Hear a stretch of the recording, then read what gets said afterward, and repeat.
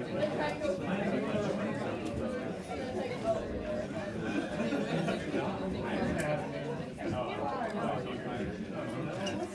can go all the way back to the beginning of time. That might be a little bit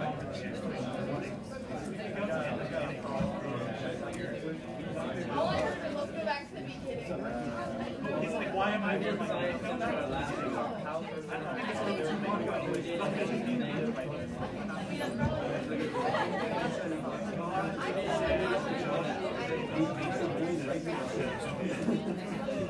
And you can do nothing about it. God said you are alive.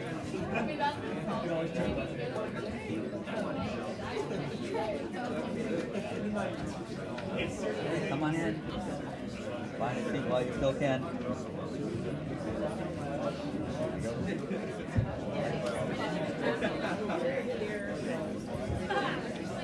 Come on in.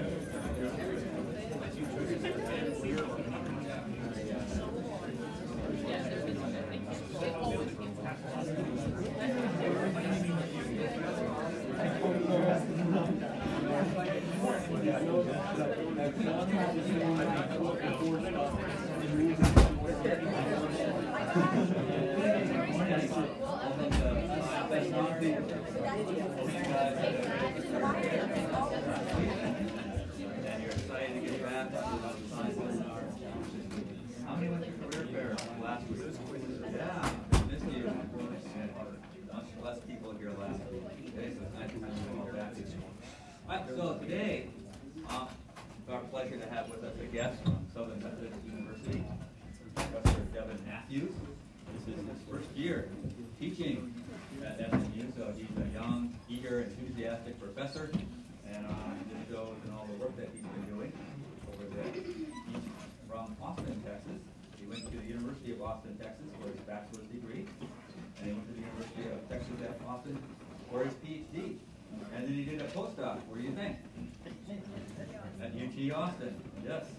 And it was from there that he went to Southern Methodist University in Dallas. So he's a Texas sort of person, okay? And let's give him a warm Texas welcome.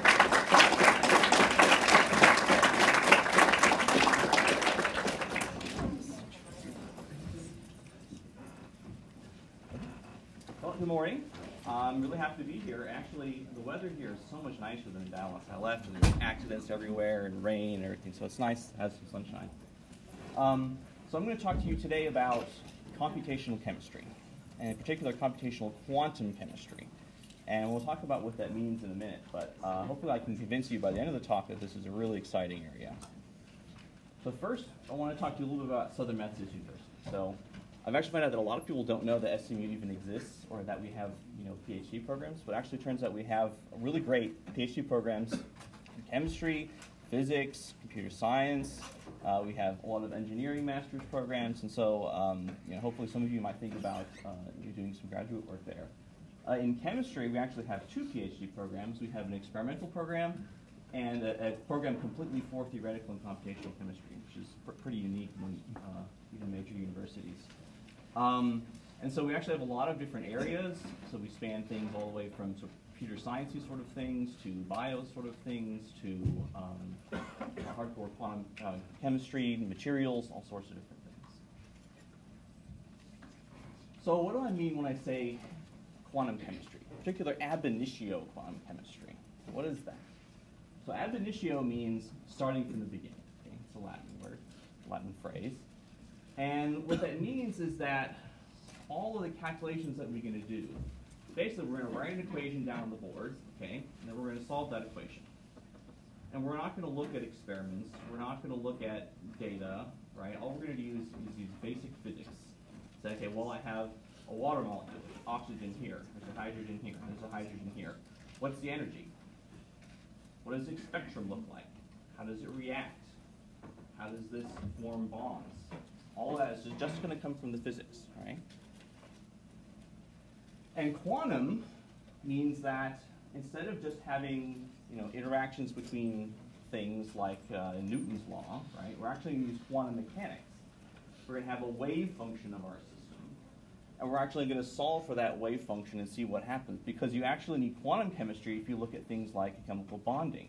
Chemical bonding doesn't happen in classical physics. Electrons don't orbit nuclei in classical physics. They fly off, right? So you have to have this quantum mechanics and actually to look at things at the molecular scale. So how are we going to accomplish this? We need methods, right? And one of the premier methods for doing this ab initio quantum chemistry is called coupled clusters. Okay? Basically what this means is we're going to start out with an approximate description of our system. You guys know what molecular orbitals are, or atomic orbitals? Okay? So we have low-level orbitals, and then we get higher energies, valence orbitals, and we're just going to put electrons in those orbitals. Okay? But we could have put the electrons in a different way. We could have put this one up here, or this one over here. So what the coupled cluster does actually is it does all of those possible different combinations. You actually prove that that can actually approach the exact solution of your system. So it's a framework, a mathematical framework for approaching the exact answer of our system. So what is this good for? Well, it turns out it's good for a lot of stuff. Okay? We can do spectroscopy. We can do spectroscopy in a lot of different areas, all the way across the spectrum from millimeter waves to X-rays to gamma rays. You can do magnetic spectroscopies. You can do time-resolved spectroscopies. Anyone know that there was a Nobel Prize on this not too long ago? Oh, we can do thermodynamics. We can see what are the energies of things, the relative energies. We look at reaction rates. We can look at heats of formation. Okay? You can look at kinetics. You can see what kind of reactions happen, how fast do they go, what kinds of barriers are there. So this is a lot of stuff, right? But for example, you don't see cure cancer on here, right? That's not something that we do. But actually, because this is fundamental to all chemistry, this actually influences everything else. So for example, let's say we want to cure cancer, right? We have a particular protein. We need to know what happens if this protein misfolds, okay? Well, how are we going to know under what circumstances this protein is going to misfold? How do we calculate that? Okay. Well, we use something called a force field. Okay, and the force field basically says that what are the configurations of the molecule? What can it be? How is it going to move around? And these force fields were actually created using data, this type of data, from ab initio quantum chemistry, as well as data from experiments. You combine the two to get the best of both worlds. And so actually, these things that you use to do these problems like curing cancer actually come from this. And so without this, you couldn't have the other.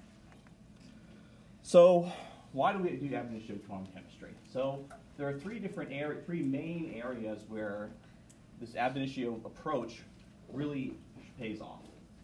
So one is where we want to identify or quantify molecules. Okay, when we have some stuff. We want to say, okay, what's in this stuff? Okay, well that's an entire branch of analytical chemistry, right? And we could use different techniques. We could look at the spectrum. Okay, we could react it with certain things and see what it reacts with. We could put it in a mass spectrometer, right? And where are we going to want to find out what is in this stuff? Well, what about the atmosphere, right? What kind of pollutants are in my atmosphere? What's in the soil and the water? And our food, is it safe to eat? What's in outer space? What kind of molecules are orbiting a star 100 light years away? Do those molecules indicate that there might be life on some other planet? To do that, we need ab initio quantum chemistry.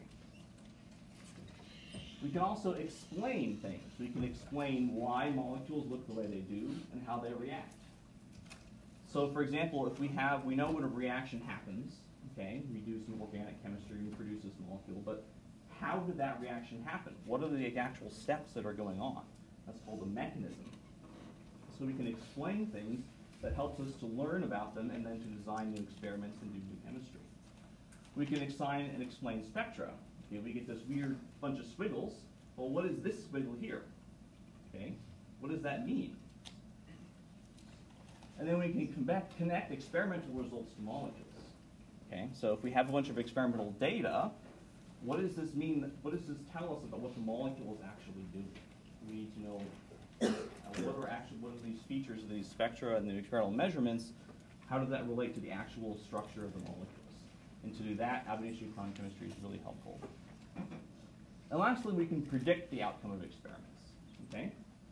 So even before we do the experiment, we can do the calculation and see, can we get the same answer, right? And this also has two flavors. So for example, in some cases, we can predict the outcome of an experiment actually even more accurately than you can measure it. Right? So you can go to the lab, you can do the experiment, you get a number.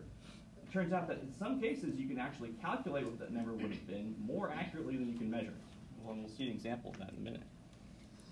But that's not the only thing that it's useful for.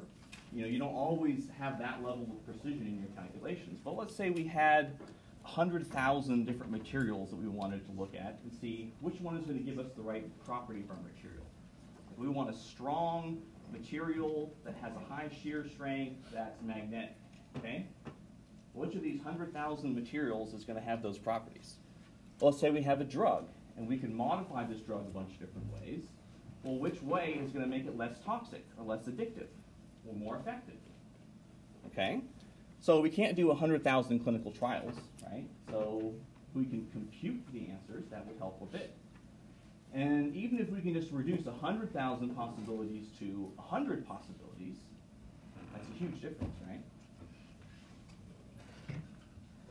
So now I'm going to go through a few examples that showcase sort of instances where ab initio quantum chemistry has really had a lot of success.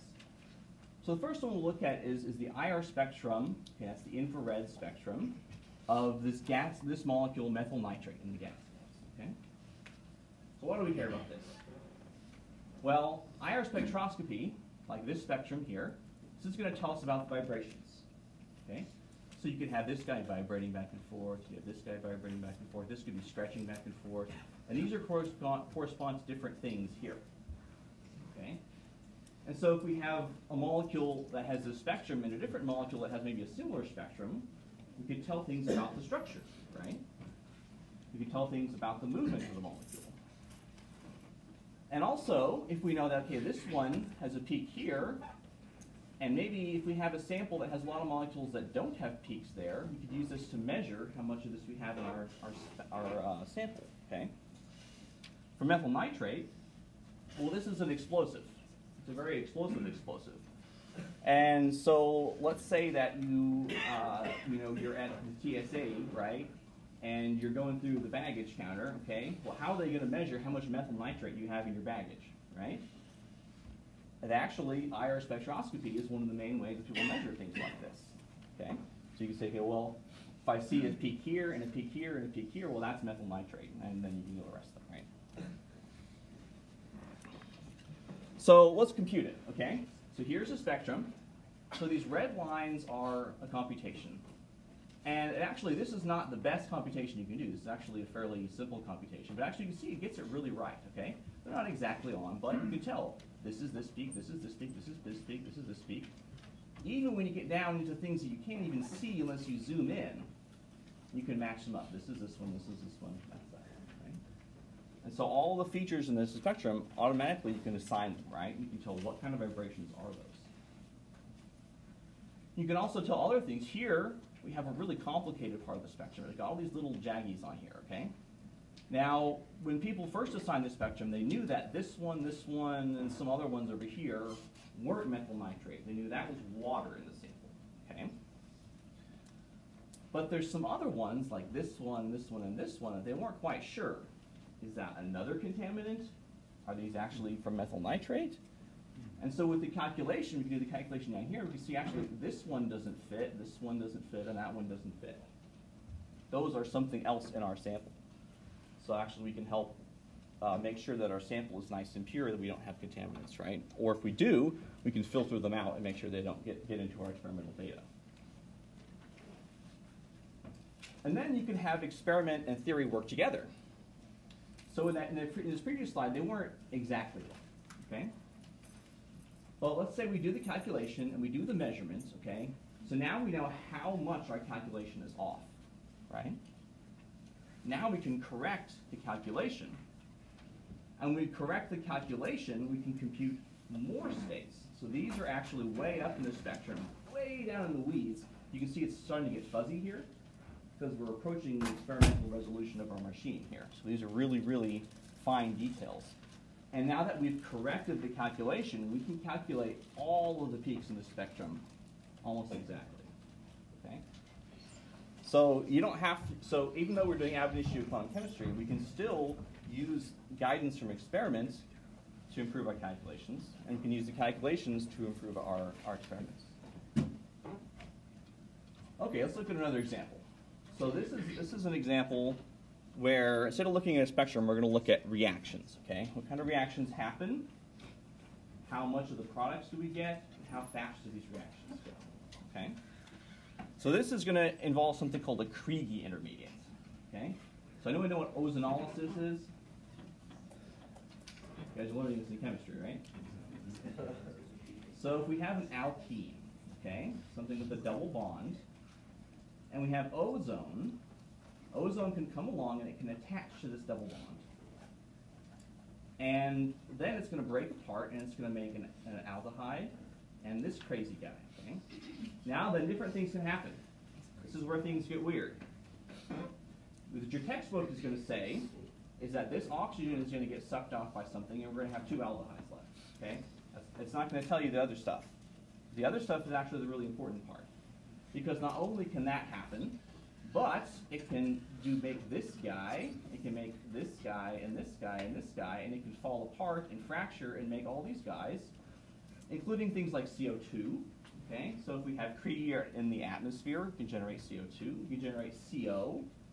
So if this is happening in the troposphere, of course that's a pollutant, right?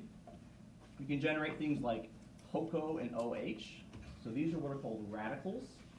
The radicals are extremely reactive, especially the OH radical is one of the main radical species in the atmosphere that leads to all sorts of different kinds of things like smog formation. Okay? So that's the stuff that your textbook wasn't telling you. And so we want to know, okay, how often does this happen? How often does this versus this versus this versus this versus this versus this? What rates do they happen at? Okay? So we can measure this, right? But these are really difficult things to measure, especially because a lot of these things are very reactive. It's difficult to capture them and isolate them. So we can do a calculation. Okay? So what kind of things do we need to calculate? Well, we need to calculate this. This is all these different things that can happen. Okay? And so what we've done is we've calculated their energy. All right? And so this is lower energy, this is more stable, higher energy, unstable. Okay? And so those are all the different possible reactants and products. We also have these things in the middle, these transition states. Okay? That's how you get from the reactants to the products. Okay? And so these transition states, you have to go up in energy. And the more up in energy you have to go, the slower the reaction is going to go. Right? Because you need more energy to get over that hump. Okay? But it's also not quite like your textbook says, right? You can't just plug in this difference in energy and get a good reaction rate. It's more complicated than that. One reason is that in the atmosphere, things tend to be cold, right? And at cold temperatures, there's not a lot of energy floating around, okay? And yet, even if there's not enough energy to get over the barrier, this reaction can happen. That's called quantum tunneling. That's actually where it doesn't go over the barrier, it goes through it. It's on one side and then instantly it's on the other side. And it doesn't have to go over. So we need to calculate that as well. So this is the kind of model that we're going to use. So this is just one of those little links there, okay? From the start to the finish, over the middle, over the transition state, okay? So we're going to have to do this a bunch of times. What we can do is we can say, okay, well, in the reactants, okay, we can look at how is this molecule going to vibrate. These are the vibrational energy levels. So it's related to that first one, right? We still need those vibrational energies. And also the products, they can vibrate, okay? And they can bump into stuff, right? So if it bumps into something, it could gain energy and go up. If it bumps into something, it can lose energy, it could go down. It can also radiate and absorb photons, okay? So there's a lot of things that make it go up and down. So this guy's going up and down, up and down, up and down, up and down. Now we want to know, when does it go across? And also, when does it go backwards? Okay? So to that, we have to look at the transition state. And our transition state also has these vibrations. Okay? These are the regular vibrations. These are what happens sort of classically. Okay, we're going to go up, we're going to go over, and back down. But because this guy has this negative curvature here, right, means that if we change our molecule in a certain way, the energy is going to go down instead of up. That actually gives us negative energy states. These are what allows it to tunnel through, okay, at least in our model. Okay, so that's the model. Let's see how well it does. So we've got a lot of data. Let's first look at those energies, okay? So here are some examples of the energies we had there. These are the best experimental benchmarks available. And you can see actually they're the same. They're within the air bounds here. They're exactly the same. There's one that's not. This guy, 102, this guy 106, right? That's pretty far off. But if you look in the literature, you'll see that people aren't quite sure if this answer is right. They think the experiments maybe are wrong. And that there's some calculation out there that says maybe it's 102.8. Well, we get 102.4. And so this is further very strong evidence that actually those experiments were wrong. And so actually when you correct these, you can correct a whole bunch of other stuff as well. So now what about the reaction rates? Okay, well here's a bunch of experiments, okay, and they range quite a bit, 0.38 up to 0.5, right? Well, you can average them together and get a sort of an average value of 0.45, okay, plus or minus 0.1, right? Well, in the calculation, we get 0.48. Well, that's within the range, right? But actually, if you look at the uncertainty of our calculation, right, based on how sure we are that we got the right answer based on the methods that we use, we're actually getting a smaller uncertainty, okay?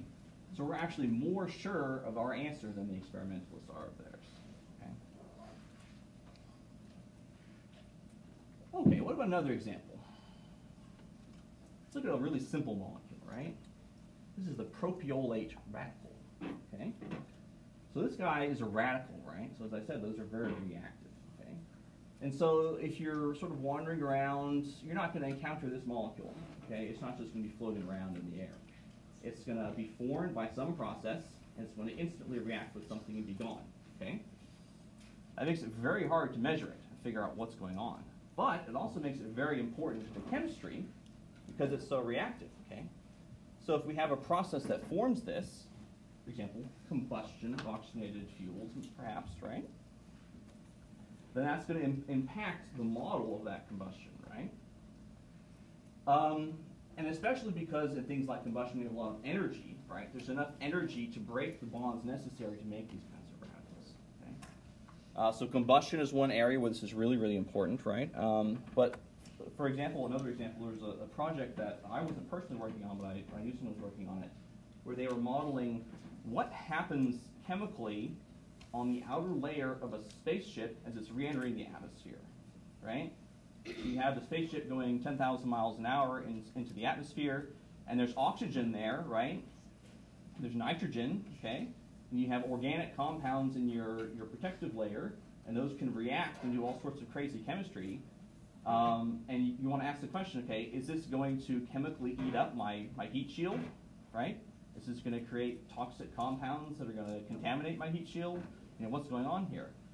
And that's a hard thing to measure, right? You can't really measure what's going on the outside of your heat shield as you're entering the atmosphere, right? So that's a good place for calculations. So specifically, what we're going to look at is the electronic states of this guy, okay? So basically that means that just like we could excite a molecule into vibrational energy levels, we can make it excited and vibrate, right? We can excite the electrons. But actually excited electrons are really much more interesting than excited vibrations because they can do things like break the molecule apart. They can transfer energy from one part of the molecule to another. They can transfer energy to other molecules completely, right? They can emit photons and make things like fluorescence, okay? So in order to figure out any of these types of properties, you have to calculate these excited states. So how are we going to do this? We need some more models, right? And some more calculations. So this is another complicated one. And it's complicated because actually we have to compute 3 excited states. There are 3 excited states that all live within this really narrow region, okay? So not only are they sort of stepping on each other's toes, it's hard to pull them apart in the spectrum, but they actually interact with each other, okay? You can't just calculate 1, 2, 3 and add them up. Turns out that 3 is sort of on its own, but 1 and 2 have this really strong interaction between them. Okay? So we have to actually calculate that interaction. That's going to change the way the spectrum looks. And we have to model the actual experiment that we're measuring. Okay? So that the way that people have measured this is what's called the photoelectron experiment. Basically what we do is we take this molecule, we add an electron to it, so it's happy. Okay? It's a nice happy anion. And then what we're going to do is we're going to knock the electron off. Okay? You're going to knock the electron off and see how much energy the electron has as it's leaving. Okay? And so because of conservation of energy, whenever the molecule is excited, the electron that's leaving has less energy. Okay? And so by looking at the energy loss, you can look at the spectrum. Okay? So it's sort of an indirect way to do it. But in order to match the experiment and the calculation, we actually have to model that specific process of the electron getting knocked off. And it turns out it's kind of complicated to measure that, or to calculate that. So this is an example of sort of a plot of, okay, well, based on the kinetic energy of our electron, what are the strengths of these different states look like? You know, how strong are they in the spectrum? And it's complicated. We're not even sure out here, right? It's sort of a dotted line area. But let's put it together and see what we get. So these blue and red and green lines, these are all of the individual quantum states that we calculate here. And there are a lot of them. There's several thousand, okay? But if we put them together, we get this solid line here, okay? The experiment is this other solid line here with a lot of noise in it. And the noise is because we have to be very, very low limits of detection in our experiment, right? Because not only is that molecule, the anion, hard to get into the gas phase, but the efficiency with which we can knock the electron off is also pretty low. So it's pretty low signal to noise ratio. But you can see actually all the little bumps line up. There's little bumps over here, this bump here, these bumps over here. And so we get the same picture, right? But more than that, we can tell for sure these bumps are from state 3. These bumps, right, are from the mixture of state 1 and state 2. We know exactly what that mixture is, right? And so we know, okay, if we shine a laser on our system at this frequency, which state are we going to excite? And then in further calculations, which we haven't done here, but you can actually model what would happen if we excited that. How would the molecule change? How would the electrons, the nuclei move? Okay? So this can tell us a whole bunch about our system. So those are some of the successes, right? Things that we were able to really nail the answer down, okay? But there are areas where things are a little bit shakier, okay? Not because the physics isn't there. Physics is physics, right? But our capability of computing physics is certainly limited, right? So what are some places where we don't do as well? So the one we're talking about today is called X-ray spectroscopy, okay? So this is where we shoot X-rays at our molecule and see what happens, all right? Well, it turns out they tend to blow up because X-rays have a lot of energy, right? But before they blow up, they absorb that X-ray with a certain probability, and we can measure that, and we can calculate that, okay? And that's actually going to tell us a lot about the structure and the reactivity of our molecules. So we looked at some calculations in this UV-vis region, right? Okay? So visible light, ultraviolet, and in that region, ab initio quantum chemistry tends to do really well, okay? And actually, it turns out that the methods we use to do that and the methods we use to look at X-rays are exactly the same. It's the same physics, right? But when we apply them to X-rays, all of a sudden, it doesn't work very well. Things go wrong, okay? So we want to understand what's going wrong and how can we fix it, okay? And to sort of gauge how things are working, we're going to compare these really expensive coupled cluster methods, right, that I really like, they're very accurate, to something called DFT, density functional theory, okay? This is sort of, well, I call it the poor man's quantum chemistry, but it's basically the most popular quantum chemistry because it's so cheap, right? You can do really big biomolecules with it. You can do, liquids and solids and things like that, right? Which you can't really do with these more accurate methods because there's just too many electrons, too many atoms. Okay? But we can compare them and see, well, are we even doing better than DFT? Because if we're not doing better than DFT, that's bad. So what is the physics going on here, okay? So there's actually a few different types of experiments. The first one is what's called X-ray photoelectron spectroscopy. Basically that is, we're going to shoot a laser at our molecule, and it's going to take one of these core electrons, okay, one of our 1s electrons. They're really low in energy. And generally, they're inert, right? They don't influence the chemistry at all. We're going to rip that guy out and shoot him out of the molecule, okay? Things can happen after that, but basically that's the main process. We're going to rip out one of these 4 electrons, okay? Well, we can also be a little bit gentler. Instead of ripping it out completely, we can just excite it, okay? And so if we're looking at our spectrum, we have nothing sort of going on. All of a sudden, ooh, we're ripping our electron out. Okay, that's a big signal. Right before that, we get some wiggles, okay? These wiggles are from this type of spectroscopy, called the near-edge X-ray absorption fine structure spectroscopy. And this is actually really sensitive to the environment of our molecule, right? If we change one of the substituents of our molecule, more electron withdrawing, more electron donating, we introduce conjugation, right? We have a molecule nearby that's going to have electronic effects. This is going to influence our spectrum. So we can sort of see what's going on in the molecule. We can get a little peek inside. There are a couple more. We can have emission. We can have this cool thing called resonant inelastic X-ray spectroscopy, where we excite and de-excite at the same time. Those are really cool experiments. It's sort of beyond what we're talking about today. So how do we actually do this with the calculations, right? What's our model? Well, we're going to look at this picture, okay? So this is the picture I mentioned before. We have the orbitals, we sort of fill them up. That's this guy we call 5, 0. Okay? That's our guess. This operator, this E to the T operator, that's the guy that does the mixing that I told you about. It mixes all the different possible combinations in and gets you closer to the right answer. Okay? Well, it turns out all we have to do is put in another operator, okay, that says, well, move him here, or take him out. And that is going to give us our spectrum. Okay, because we can repeat the energy of the transition from here to here. So the transition is this guy from here to gone. Okay, so it's actually conceptually it's really simple.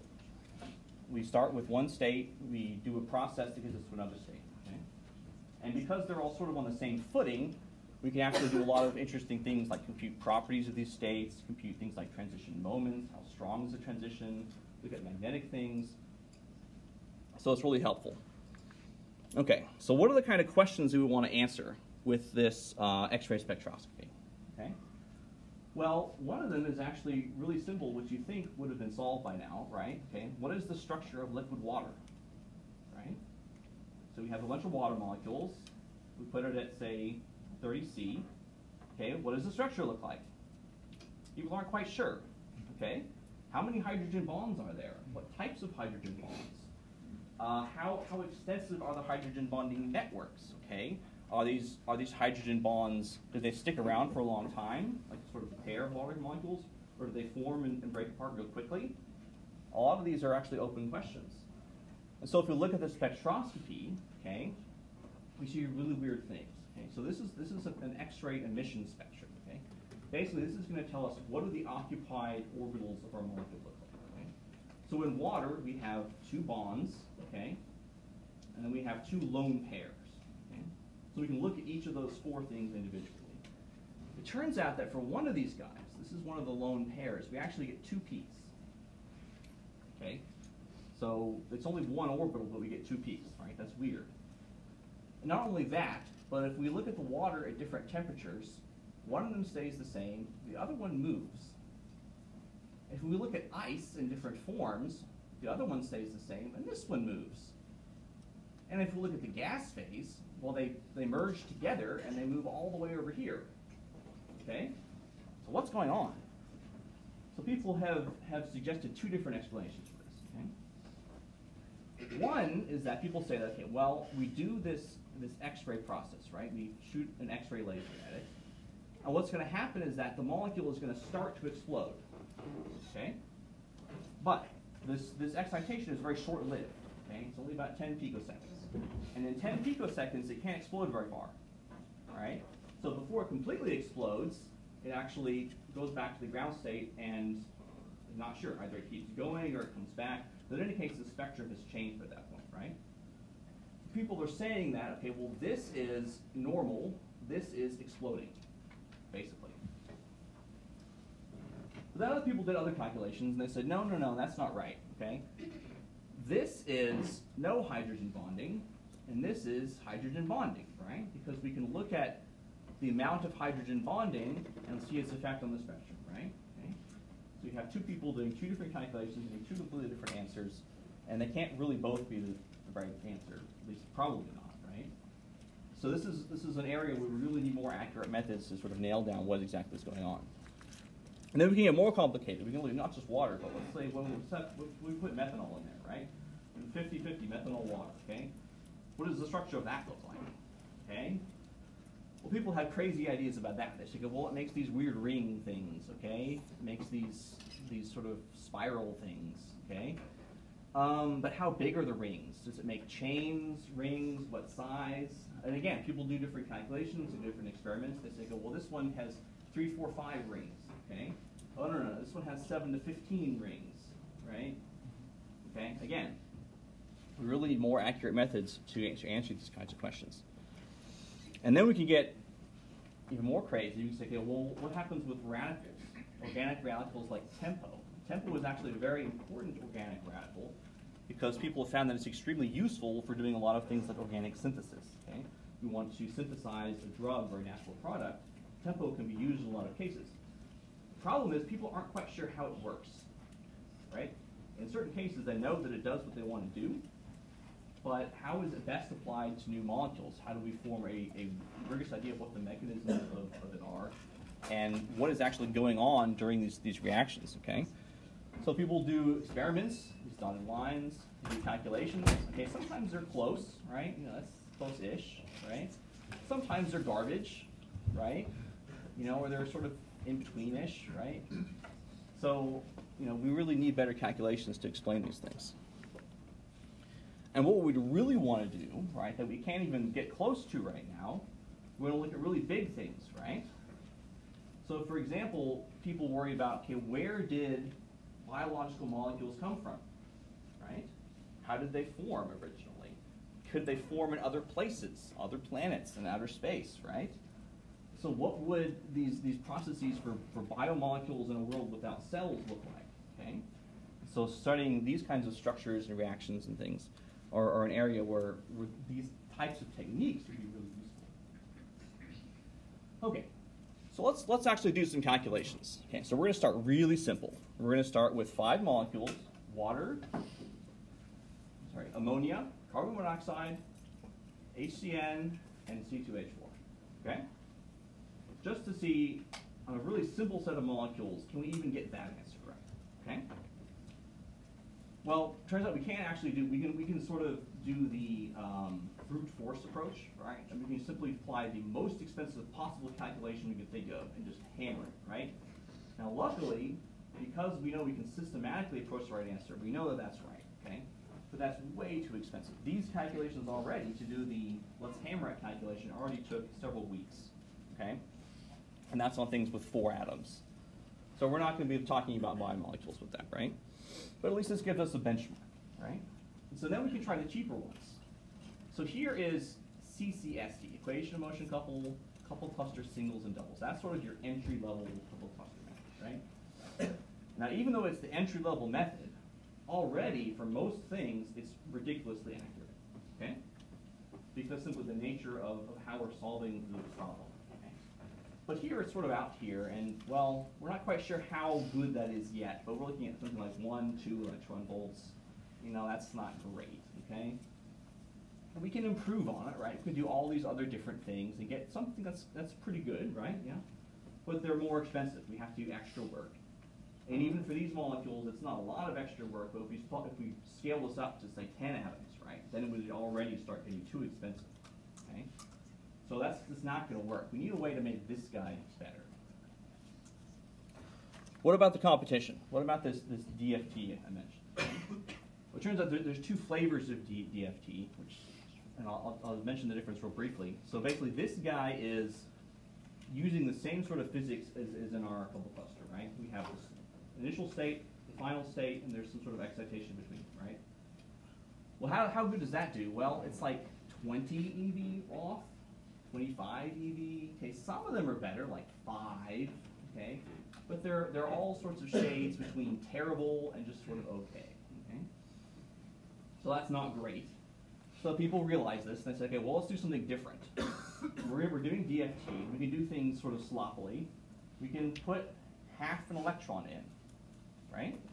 We're not going to have the electron in. We're not going to take it out. We're going to put half the electron in there. So that's just sort of split the difference, right? You know? Turns out that works okay.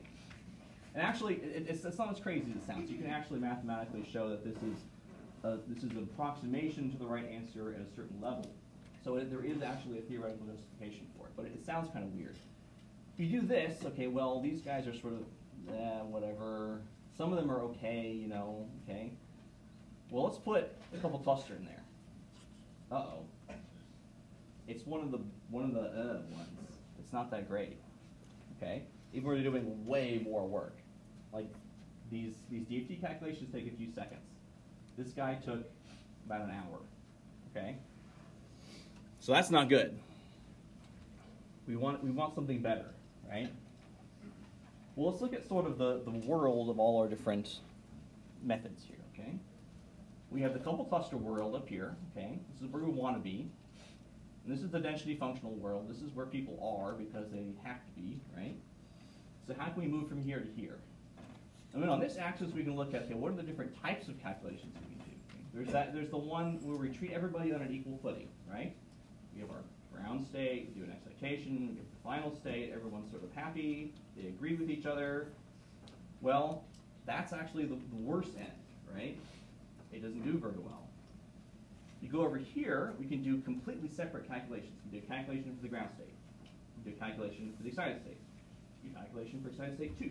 Calculation for excited state 3, and 4, and 5, and 6, and 7, right? So not only does that take a lot of time, right? But actually a lot of times you can't even converge them because these two states are so close together you can't even tell the difference, right? You can't get it to settle on one or the other. So that actually turns out that actually is pretty accurate, but we can't really do that routinely. Well, in density functional world, we were able to split the difference, right? And do this half electron business. So let's look at some of the possibilities we could do in the couple cluster world, maybe to make things a little bit better. So the first thing that I did was to say, well, we did this approach where everyone's on equal footing. Okay, can we do the exact opposite? Can we do completely separate calculations for all the different states? Okay. Now, in a couple cluster, this is a little bit complicated. And it's complicated because of spin. Okay? So anyone know how electrons have spin, right? They can either spin up or spin down. Well, the problem is when we excite an electron, okay, first of all, everyone starts out happy, right? They're all paired up. All the spins are paired up. Everyone's happy. And then we excite an electron, okay? So the electron we excited is up here by itself, okay? He's not really happy. The electron that gets left behind is not really happy. And now we have two electron spins. That's where things are complicated because they can either be the same, it's called a triplet state, okay? Or they can be opposite, it's called a singlet state. But it turns out that you have to have this and you have to have that. You have to have them in the exact right ratio, okay? So maintaining that ratio actually makes the calculation a little bit complicated. You can work through it. Okay, fine, we have methods for that. We can work through it. And lo and behold, it actually works really well, right? So we go from down here to up here. From down here to up here, okay? So that would work really well. The problem is these are horrible calculations, okay? We have to do one for every single excited state that we want to compute. And what if we want to compute 50 excited states, right? That's not going to work. And they're very difficult to converge. Okay? I was able to converge about 75% of my test cases, okay? And this is on really tiny molecules and not very many excited states. I wasn't able to even converge a quarter of them, okay? If you scale this up, that's not really a winning proposition. So these work, but we can't really use them reliably, right? Okay. So this brings us back to the middle area, okay? This half electron monkey business. Well, we can't really have half electrons in couple cluster, okay? The problem is that couple cluster is so accurate, it's so ingrained in the physics that you can't break the physics, right? You can't just say I have half electron all of a sudden. There's no physics for that. That doesn't exist, right? So we have to deal with things that exist. Okay, that makes us paradoxically a little bit more limited, right? But even though we can't do that, we can say, well, let's just put things together, okay? So even though we can't do the couple of cluster calculation that way, what if we do this other calculation first? Okay, this DFT calculation first, And that we're going to put in half an electron. And then we'll use that result in our couple cluster. Okay? We'll put them together. Now, these results are very preliminary. Okay? I was doing this like yesterday and the day before that, right? So I have exactly 2 numbers, but they're really good numbers. They're right here and they're right here. Okay? So, definitely n equals 1 is not good statistics, okay? But I'm excited by these. Mostly because if you look at this probability distribution for the air here, the probability that this method would be this good is basically 0, okay? So even though I have one number, I think that says a lot, because it says that at least we're doing, much better than this guy, okay? So there'll be more of these numbers to come in the future, and I think this could be a very exciting way to do these calculations, that we combine the best of both worlds, right? And we get higher accuracy without having to do all these different calculations, and we can do things much more smoothly. Okay, so I have about 5 minutes. I'm going to go briefly through another thing that I do, and the reason I'm going to go through this one is because this one is more computational, okay? So anyone who's interested in computation, computer science, these are your slides right here, okay? So if everything pans out with the method that I just described in the previous slide, okay, then we have a way to do more accurate calculations, okay? Great, all right, we can do that. But they're still really expensive calculations, okay? And so the way we measure that is by what's called scaling, okay? So let's say we have a system, a molecule, and we're going to call it size n, right? Number of electrons, number of atoms, whatever, okay? Then we're going to double this, okay? Now we have 2n, right? So we want to know how much longer is our calculation going to take, okay? Well, if the calculation was linear, right, with order n, it would take twice as long. If it was quadratic, it would take 4 times as long. Cubic, it would take 8 times as long, okay? Well, couple cluster takes n to the 6th times as long, okay? So 2 to the 6th times. And let's say you wanted to make it 10 times bigger. Oh, okay, well, you're 1,000,000 times slower, right? That's not going to work. So can we do coupled cluster faster and yet accurate, right? So this is an area that's seen a lot of work over the past few decades. What I'm talking about now is sort of one of the newer methods, which personally I find really interesting because it preserves a lot of the physics, sort of throw things out the window. And we need things like this because otherwise we can never do coupled cluster on things like these, okay? So this guy is called the Grubbs catalyst. Okay, that's used in organic synthesis a lot, in organic and inorganic synthesis. We have these guys. These are organic solar cell components. Okay. We have this guy before. We have these sheets of nucleic acids, right? So any of this stuff has way too many electrons for our current method. So we need something better, right? And we want it to be accurate. And we want to be able to do spectroscopy with it, right? And we want to be able to look at the structures. And we want to be at the properties. We want to get all that stuff, right? So we don't want to throw anything out. That's a tall order. So the 2-minute overview is that we're going to do something called tensor hypercontraction. Okay? And we know what a tensor is. The reason I ask you is because you're engineers and you're going to give the wrong answer, right? You're going to say it's a dyadic. I'm not talking about a dyadic. I'm talking about the computer science tensor. Basically, it's a multidimensional array, right? Okay, so a vector is like I have number. Matrix is like I have numbers in 2 dimensions. Okay, this is just like 3 dimensions, and 4 dimensions, and 5 dimensions, and 6 dimensions. It's a lot of data, right? So this is an element of our Hamiltonian. Okay, this describes an interaction. Okay, and so we need this to do quantum chemistry. Right? We need to know what the interactions are. But this guy has 4 indices, so he scales like n to the 4th, right? And then we have another part. We have the wave function. He also scales like n to the 4th. We put those together, that's when we get n to the 6th, right? And you just can't do better than that if they scale like that. There's no way.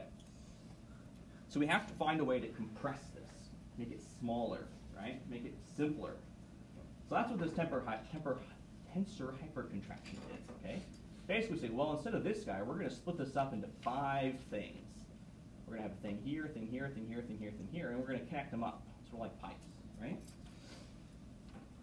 And it turns out that actually this works, right? It's a crazy idea, it works. The reason that it works is sort of physical, it has to do with some charge distributions and things like that. But we can sort of think of this as sort of a data compression scheme, right? And if you apply this data compression scheme to a cluster, you actually reduce the cost to n to the fourth. Okay, that's still not great, right? Well, you can do better, because it turns out that these guys are actually mostly zero, especially for a big molecule. So if these guys are mostly zeros, right, that's like linear. This guy is only n squared, so now everything goes down to n squared, right? Okay, so in theory, we could go from n to the sixth down to n squared, right? That would be really nice. But is it accurate? Not only is it accurate, is it numerically stable? Can we actually program it, right? Can we actually program it efficiently? Can we use GPUs to do this? Do we have to use some sort of non-existent hardware that does really crazy things, right? Does it only compute one thing? Does it only compute the energy? Can we actually do things like spectroscopy for it, right? Can we do really accurate calculations with it, or is it only good for sort of cheap and dirty type things? And all these different questions, right? So we need to answer all these different things. So I'm actually looking at, in my lab, all of these top 5 ones, and then sort of looking for more questions. So to answer these questions and say, so far the answers seem to be yes for the ones that we looked at. And basically you can see this real quickly. So we look at a sort of medium-sized molecule. This is retinal, right? It's in your eyes. And this is our parameter that controls how much air there's supposed to be, right? Because we can go from no compression to really super compressed, right? And it turns out that the air in our calculation tracks that. Good, okay. So that's good. It shoots back up, right? That's some numerical instability. But how low does it get? Well, it actually gets down to 10 to the minus 9. These are weird units, they're called atomic units, okay? But even in regular sort of spectroscopic units, that's basically 0, okay? So yes, it can be accurate, all right? What about efficient, okay? Now we look at, okay, how big do our matrices need to be, okay? Because even if we compress things down to a matrix, but our matrix gets 1,000,000 times bigger, we're not gaining anything, right? Well, it turns out it doesn't get 1,000,000 times bigger. It gets like 20 times bigger, 10 times bigger, something like that. Okay? So not bad. So again, these are very initial results, but very exciting. So this is really interesting because it combines a lot of different things. It combines physics, right? It combines chemistry, of course. It combines computer science, mathematics, software engineering, right? When you get into big molecules, you toss in there biology, medicine. So, you know, I'm sure you all have heard that chemistry is a central science, right? It might say so in your textbook. But it really is. It's actually true. Okay, so what can we conclude? Well, ab initio quantum chemistry can do some really good things, right? We can do really accurate calculations, we can do descriptive calculations, and we can really, using basic physics, see what's going on in chemistry, okay? But it has challenges, okay? So we talked about one of those, but there are some others, okay? Things like transition metals. You toss a manganese in there, things start to go crazy, right? But the bottom line is that new advancements in theory and computation can overcome these obstacles, okay? And we can expand the number of things and the type of things which ab initio quantum chemistry can really be good at. Since we know that the successes that it's had before, we know the kind of successes we could look for in the future as well. Okay, so that's all I have. Thank you for your attention and for inviting me. So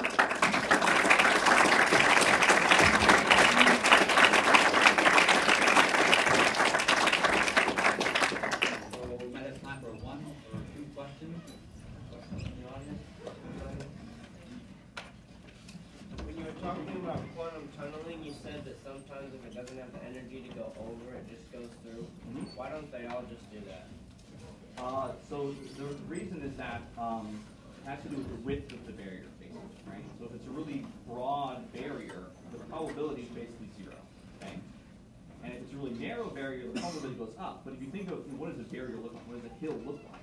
Well, it's wider at the bottom, right? So you should have to have a little bit of energy to get sort of the narrow part of it. Thank you. Okay, one more quick question. Otherwise, our speaker will be up here for a few minutes, and we'll be back again next week. Let's thank our speaker again.